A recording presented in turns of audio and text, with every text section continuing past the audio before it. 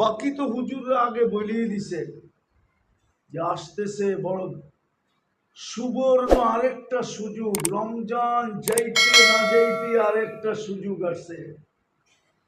আল্লাহ বলবে, আল্লাহ যেন বলতে চাইতেছে যারা রমজানকে সিজন মনে করার সুযোগটা ধরতে পারো নাই, যেমন মাদক দিয়া লাগর কি সিজন কখন?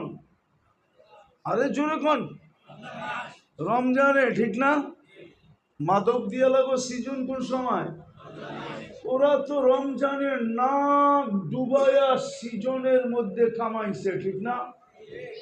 আল্লাহ মাদক দিয়ালাদের জন্য আরেকটা সুযোগ নিয়ে আসছে যে রমজানে তোরা সুযোগটা ধরতে পারস নাই।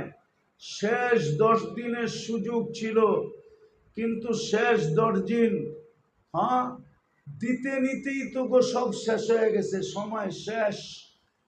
এদিক দিয়েও এলান হয়ে গেছে, চাঁদ রাইত হয়ে গেছে, দিতে নিতে বোঝেন কি?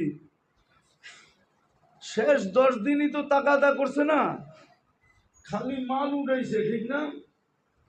বাকি রজব থেকে খালি কাপড় দিছে, শেষ 10 দিন পেমেন্ট খালি কি উঠাইছে না।